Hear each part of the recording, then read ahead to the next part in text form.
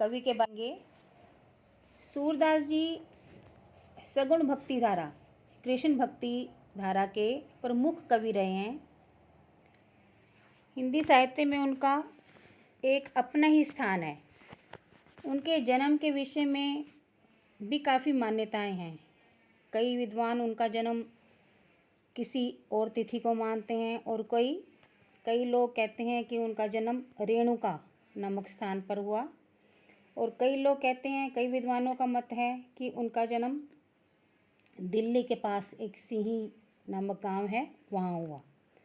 तो अभी अनुमान है, लेकिन सूरदास जी के बारे में एक बात है कि वे जन्म से ही अंधे थे, जन्मान थे। लेकिन जब हम उनका साहित्य देखते हैं और पढ़ते हैं तो हम ये विश्वास ही नहीं कर सकते कि वो जन्म से अंधे थे।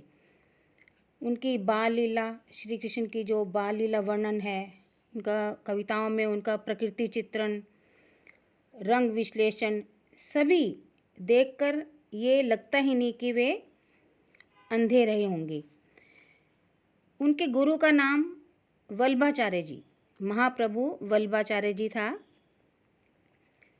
गुरु जी से भेंट करने से पहले ही वे साहित्य लिखते थे।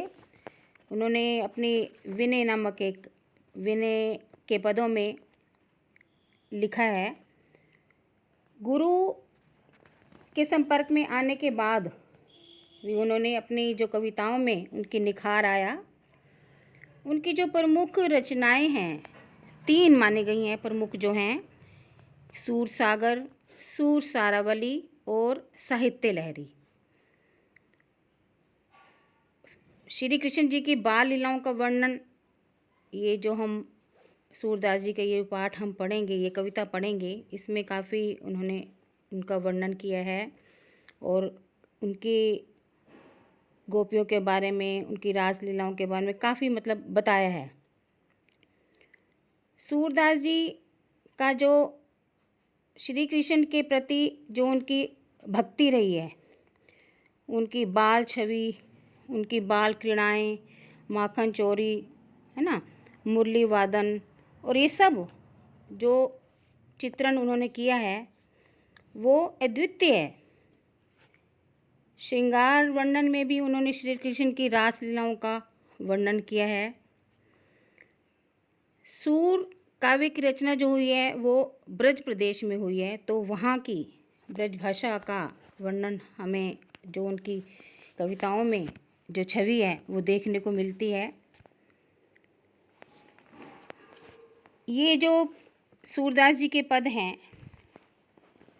इनमें उन्होंने सार रूप में क्या बताया है, मैं वो आपको यहाँ संक्षेप में बता रही हूँ।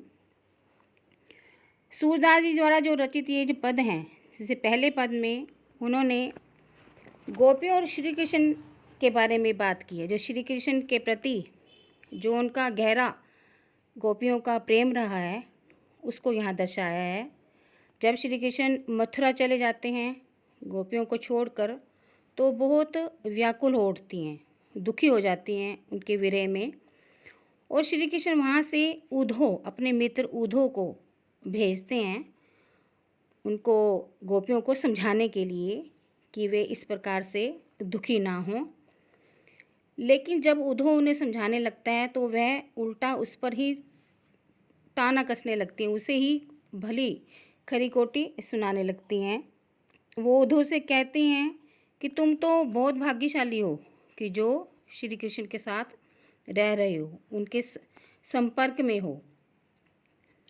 श्री कृष्ण के रहते हुए भी कहते हैं तुम्हें उनसे इतना प्रेम नहीं है, उनके विरह में जो हम यहाँ पर दुखी हो रही हैं, व्यथित हो रही हैं। हम तो मूर्ख हैं जो उनके लिए इतना व्याकुल हो रही हैं और उन्हें हमारी परवाह ही नहीं है, है ना।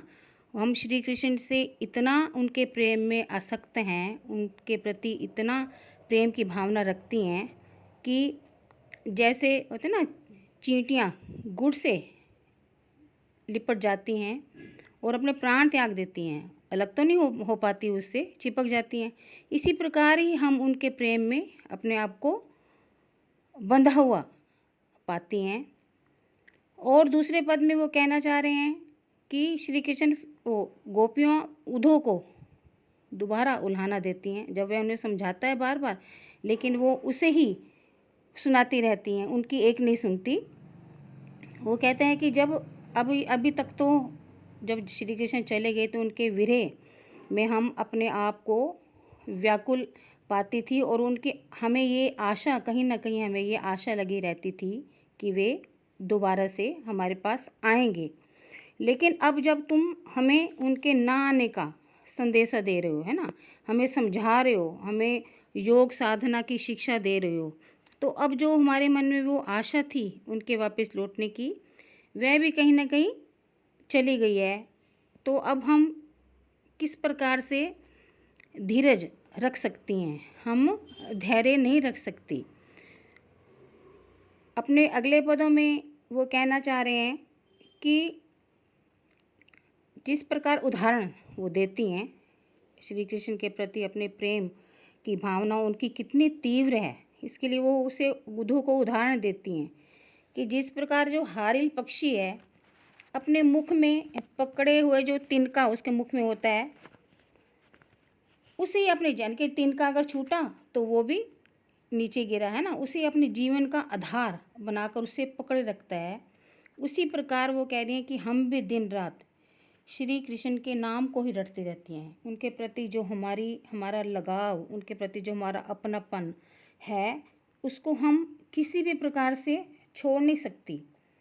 तो योग का जो संदेश तुम हमें दे रहे हो, है ना, तो वो कह रहा है वो तो हमें ऐसा लग रहा है कि जैसे कड़वी ककड़ी, है ना, ककड़ी अगर कड़वी हो तो खाने लायक नहीं होती, है ना, हम उसे फेंक देंगे। वो कह रहा है कि कड़वी ककड़ी के समान हमें जो ये तुम्हारा उपदेश है, ये जो योग का दे रहे हो, हमें कड़वा लग रहा है, हमें इसकी कोई हम समझना ही नहीं चाहती इसे, है ना।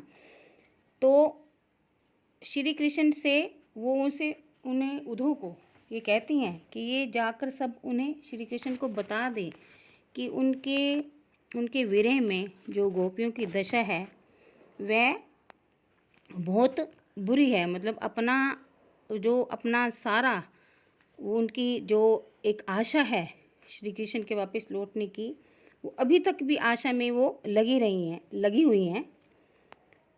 फिर वो बाद में कहती हैं कि और तीखा व्यंग, उसे जब तक वो समझाता रहता है और उस पर व्यंग कसती रहती हैं। और वो कहते हैं कि तुम तो हमारे साथ खेल खेल रहे हो, जैसे राजनीति का खेल हमारे साथ खेल रहे हो। कहते श्री कृष्ण के बारे में वो बात करती हैं कि वो तो शुरू से ही, बचपन से ही चालाक रहा है ना, वो हमारे साथ छल करता है, चालाकी जाता है। राजनीति में जैसे लोग एक दूसरे के प्रति दाव पेच खेलते हैं, है ना, तो कहते हैं अब आकर हम उसे समझ गई हैं, है ना, वो कैसी चालाकी से हमारे साथ व्यवहार करता रहा शुरू से। इस प्रकार का उसको ताना देती हैं कि लोग क्या कहते हैं कि जो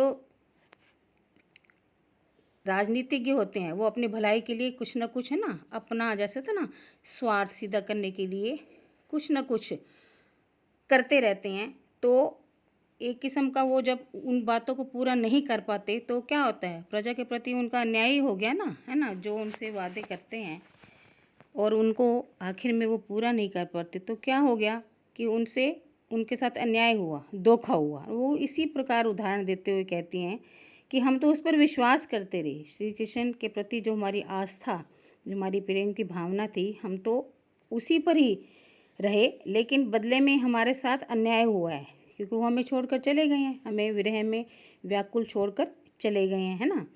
तो इस प्रकार वो कहते हैं कि ये जो व्यवहार उन्होंने हमारे साथ किया श्री कृष्ण ने, वो ठीक नहीं है। इस प्रकार का उल्हाना देकर वो उस पर व्यंग्य करती हैं। ये सब इन पदों में बताया है जो हम एक एक करके अब पढ़ेंगे।